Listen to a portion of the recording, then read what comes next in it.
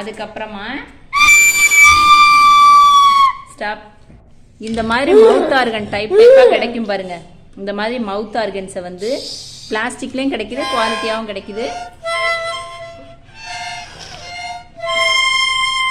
இப்படி ஊத வச்சுட்டே இருந்தோம்னா ஸ்டாப் பண்ணுங்க, ஸ்டாப் பண்ணுங்க. இப்படி ஊத வச்சுட்டே இருந்தோம் அப்படின்னா பேச்சு வந்து நல்லா தெளிவாக இருக்கும். பாருங்கள், இந்த மாதிரி பிளாஸ்டிக்லேயும் கிடைக்குது. ஊதுங்க ஊதுங்க ஊதுங்க ஊதுங்க. மூவ் பண்ணணும், மூவ் பண்ணணும். Very good.